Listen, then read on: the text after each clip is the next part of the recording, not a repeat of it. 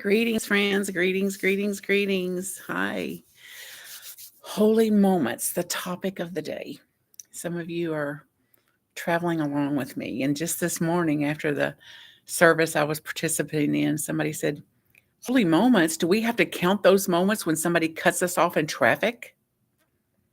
For sure. Because in that moment lies our point of discovery, our point of choice, our point of responsibility, our point of accountability on how I am going to interact with this particular experience in my life. How am I going to interpret this? What judgment am I going to put on it? And what would be possible if I brought a speck of acceptance to it? I don't have to like that they cut me off. I don't have to love that they cut me off. And that's what happened. So all my power lies in my interaction with this. So as I was looking at this, and like the spring, the time that we're coming into spring, then this Lenten season and an Easter season for some that believe that. And whatever you believe, you're welcome to that, of course. I'm not here to tell you what to believe. I'm here to encourage you to look at what you believe and deepen your devotion and conviction about what you believe, and then to live from that. And it's a full-time job for me. And the topic was, what is hope? Now, I've had an interesting relationship with hope over the years, many years, and full of hope, full of faith, because it's very similar, hope and faith to me.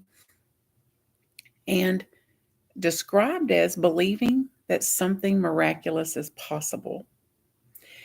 And feeling and believing, expecting, like a holy expectation that something wonderful, something good, something miraculous lays ahead of me, that is in the field.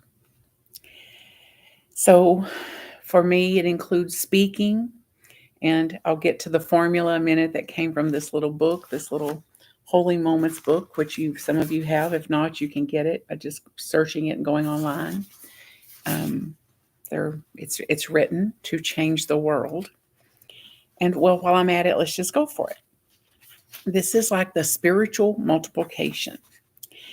So how many times have you thought about holy moments and what a holy moment is? How many opportunities have you actually seized to create holy moments? How many holy moments are you creating? Start now, again. And how many holy moments have you witnessed, which I'll speak about here in a minute, because this has really dialed it up for me. There's something about the concept that is powerful simply because we become aware of what it provides, a new lens in which to see life through. It's invigorating, actually. It's energizing, and yes, hope-filled, and this has been my direct experience of this. And we're called then to go out and create 1,000,000 holy moments. Is it possible? Now, 1,000,000 holy moments at once would likely leave some of us overwhelmed. But think about how to reach the planet. So my mission is to get empowered teachings to the whole of the planet. How in the world, as my teacher and friend Edwin would say, I don't have the foggiest notion how I'm going to do that, but I'm going to go toward it. I'm going to do something. Can we actually change the world? Many of us were born from our earliest memories of believing we're here to make a difference, to change the world, to make the world a better place. And if we're not careful, we get discouraged and believe that we can't make a difference, that the culture has become too powerful, and maybe the things that we do are so small that we couldn't really make a difference. This is, though, the how to do this, and maybe the why for me and for some of you. Spiritual multiplication, multiplication. It is a method that Jesus himself chose as the foundation for his own ministry. And it's the strategy that's been put in place by that master teacher and many on one simple idea: invest in a small group of people. Teach them how to create holy moments. Then empower them to go out and do the same for another small group of people. These are the two collaborations that will change the world. Collaborate with Creator, God, life, universe, whatever you name it and refer to it as, to create holy moments, and collaborate with Creator, God, to teach other people how to create their own holy moments. How many people? 3, 4, 12? That's all it takes, a handful, 3 people. If every person who joined in committed to teaching just 3 other people to create holy moments, we could and would change the world. So this is unleashing a tidal wave, a powerful wave and a ripple of those waves to take a grassroots movement to transform the culture one holy moment at a time. So my mission, your mission, if we co-inspire to do this, to create holy moments in your life, to teach 3 other people, only 3 other people, how to create holy moments. And this little book is the map for that. It may seem a little like it's too little of an idea to have much impact. It may seem like it would take forever at this rate, but not once you understand this spiritual multiplication. So here's the formula. You're just one person, but you teach 3 other people. So 1 plus 1 times 3, which is 3, equals 4. And then those 3 new people teach 3 other people. So now 4 plus 3 times 3, 9, equals 13. Then those 9 teach 3 more. So 13 plus 27 equals 40. 40 becomes 121. 121 becomes 364. Multiply, multiply, multiply, multiply. And we've got more people than occupy certain cities. After just a few cycles of this, 21 million. And a few more cycles, 60 some million. There's 195 countries in the world. We could reach the population of 57 of those countries in just a few cycles of this. And then 581 million. That's almost twice the population of the United States in just 18 cycles of this. And then billions, 1.75 billion, 5.2 billion, 15.7 billion eventually. And there's only 8 billion people on the planet today. So it would take less than 21 cycles of this spiritual multiplication to reach the whole world's population. We could reach the entire population in the next 100 years. So in the lifetime of some of our young ones, the power of spiritual multiplication, it is real. And it demonstrates how people like you and like me can change the world by collaborating with life, God, universe, creative force, whatever you want to call it. The power of that math.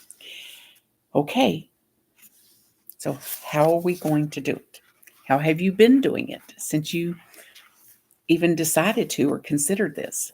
So this morning, a friend shared with me that he had gone to get lunch and he was um, in his pattern of privacy, not sharing with people what his life was about or not really even talking to people as much anymore. And while he was waiting for lunch, he got uncomfortable and thought, should I talk to this man that was sitting on a bench with him? And the man finally said, how's your day? So now the door is opened. And he said, it's going well. I'm here to get some lunch. My name is blank. And he introduced himself. My name is so and so. And he said, my friend that reported said, a new friendship was formed. A new friendship was formed in those few seconds, in those few minutes. A holy moment. So I was taken out to lunch by a friend for my birthday, and she had read in my book. I don't know which one, the gifts book or the power and um, presence and potential, that she knew that I love crab legs. So she said, I'm taking you to get crab legs. That's where we're going. So the one nearest to the house is a franchise called Red Lobster. And we went down there and we're having our meal. And this woman came up to me and said, do you remember me? And I said, I do actually.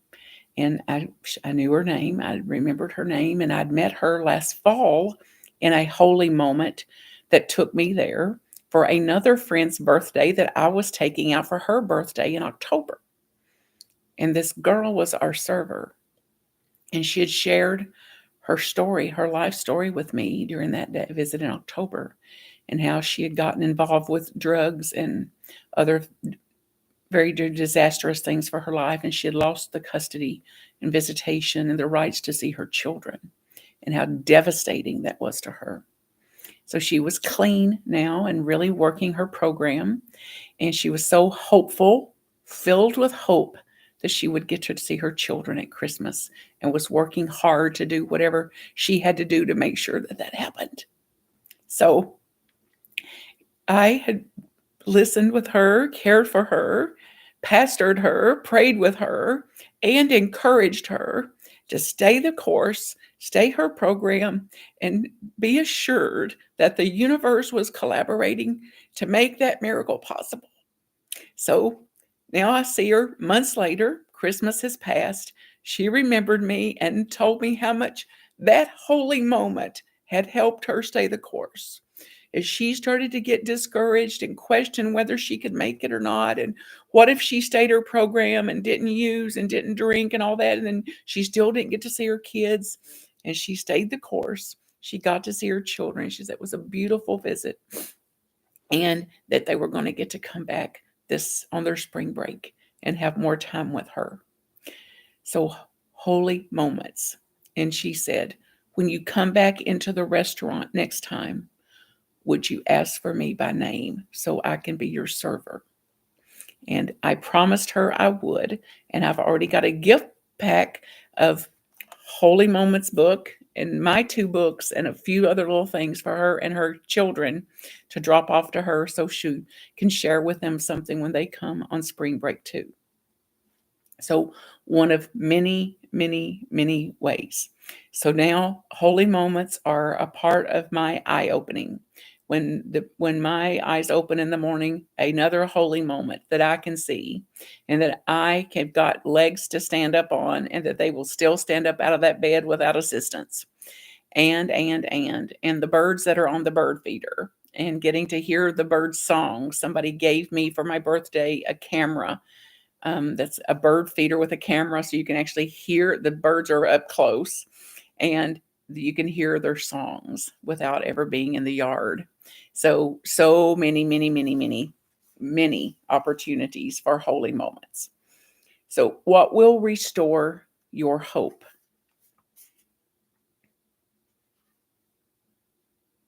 A dream, putting something forward, giving somebody a book, a little package of something, standing up for someone that could use it. The book had the story about that scene from Les Miserables about him stealing a loaf of bread and being in prison and then being so bitter of being arrested for simply trying to survive.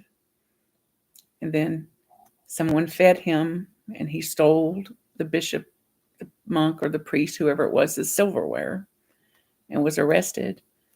And when they took it back to the monk, he said it was a gift. So he spared that man. And it was the first time that he had love. So he had a transformation experience in the presence of that when hope was lost. So think about then how we're going to do it. What a holy moment may be for you, something that you may could do. And here's a few. And one of you shared with me this morning that about this. Have I got to call it a holy moment when somebody cuts me off? Up to you. But one way to create a holy moment is to control your temper. Even if you're fully justified in losing it. Pray before making a decision. Pray before a meal. When we would pause to say a prayer or gratitude, just something we're grateful for. Sometime when Hadeline was little, when she was young, so she was 3 at the time. And if I didn't call for the prayer, she would say, is somebody going to do the pledge before we eat? So do the pledge or a prayer or whatever you want to call it. Encourage someone. Let someone know they're going to be okay. You believe they'll be okay. I've heard over the years, Martha, I didn't believe that it was okay, and I didn't believe I'd be okay, but I believe that you believed it, and that helped me. Praise someone. Affirm someone. We're talking grassroots. That's a nice haircut you have. What a beautiful smile you have. I like it looks like a new shirt. I like it. Anything. Praise, uplift, affirm, encourage. Be patient with the person who drives you the most crazy. You might just get a cup of tea and watch how crazy you can get and how quick by someone that you love good enough to eat them with a spoon.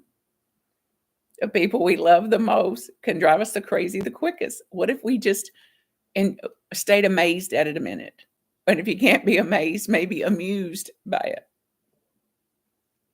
Do something that helps you become a better version of yourself, whatever that is. Like it might be tidy your closet, organize something, clear your space. There's something about spring clearing, spring cleaning. It could be the dream you've set aside to enjoy a song or write a song or a poem. What would be a better version of yourself? It could be taking 5 minutes to meditate or to sit quiet and listen for a bird song. To do forgiveness, letters of amends. Give whoever's in front of you your full attention. Powerful, holy moment. Add a short prayer of gratitude to your morning ritual or to your meal ritual or evening rituals. A short prayer of gratitude. Abraham Hicks calls it a gratitude rampage. You can look that up if you want to on YouTube. A 3-minute gratitude rampage. 10 seconds of a gratitude rampage. Catch someone doing something right instead of look at the mess they made or look at how wrong they did that. Overlook an offense. Overlook an offense that's being held against you. Overlook it. A few months ago in class, somebody said, Martha, what are you talking about? You mean just give people a free pass? And I paused. I contemplated that most of one evening, even into my sleep. Yes, a free pass. And guess who gets freer by me giving them a free pass? Go out of your way to make a new person feel welcome. Some of my closest friends, our friendships was formed on this, just like my friend said this morning, by striking up a conversation with somebody on a bench. So years ago in my 20s, I was out in music venues and listening to artists sing and things. And if I noticed anybody sitting alone, I would go over to them and ask them, do they want to join us? And some of that were still friends today, decades later with some of those. On a cruise one time, a little sunset catamaran cruise in Hawaii, a young, tiny little Asian girl was by herself, apparently on the cruise. And I was there when I taken Mama to Hawaii. And I asked her, does she want to join us? She was traveling alone from Canada.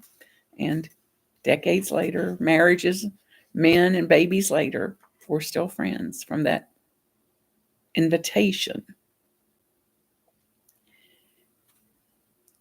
Fill up somebody's car with gas. And if you're anywhere close to me, wash my car. Ask somebody what the best part of their day was. Ask somebody what they're dreaming about. Send somebody a book or a love note. Like I've got a stack of cards sitting here by my desk, this big, of where I'll write handwritten notes to people. I hope some of you that are listening have gotten handwritten notes or birthday cards from me.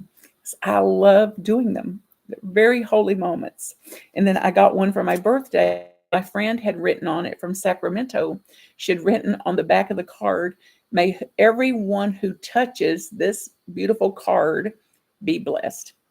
So everybody that touched that piece of mail that took from Sacramento, California to get to me in Tennessee, Kentucky, where the post office box is, she had put a blessing out that everybody that touched it would receive a blessing.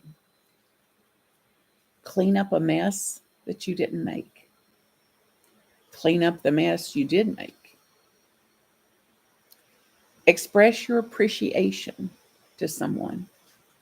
Maybe they helped you years ago. Maybe that's who invited you to Unity or to New Thought or Religious Science or to your churches. Who got you there in the first place? Who believed in you? Pray for people. Pray with and for people who may be in some of the hardest, most challenging, discouraging times of their lives. And then teach someone about holy moments. So there's classes coming up, and then they'll be posted and live here. So you can watch them anytime you want to and join in if you will, because I'm taking this spiritual multiplication very seriously and getting empowered teachings to the whole of the world and knowing it may not be in my lifetime and I've done what I could during my lifetime. These are examples of holy moments, encouragement to create, cause, and collaborate with holy moments, and to look at how much better, if we want to actually feel better, to feel good, it can be our goal then to do so, and to do so with purpose. So things that feel good, that cause us to feel good, draw us toward the fullest expression of our divine potential. Our potential as human beings is made uplifted and manifest through this breadcrumbs of holy moments, cause, and creation. So let's feel a little better if we can and go in the direction of feeling good and gooder any way we can. And there's drugs that come from our brain by doing these things. So we won't have to have narcotics gracefully, gratefully, and gracefully. It will not take that for us to be bold in how we go forward. Even in a world full of distractions, even in a world full of situations and challenges and that even with just distractions more than ever, that we have the power and the infinite potential to, even when we get discouraged, not to stay discouraged. and to realize that we will be discouraged from time to time, and that's okay. And for whatever reason on our journeys, that's included in our humanness. And we will not simply stay discouraged. We will get discouraged, and we're going to do everything we can to activate these principles, take these very practical grassroots efforts so that we're not discouraged for long. And I bless you in your journey. I bless your holy moments. You're causing and creating more and more holy moments. I thank you for co-inspiring with spiritual multiplication to get holy moments as a way of life and a way of being for me, you, and the masses. And God bless you. Godspeed as you do so. MarthaCreek.com to contact me any way I can uplift you, your holiness, your holy moments. Namaste. Blessings and love.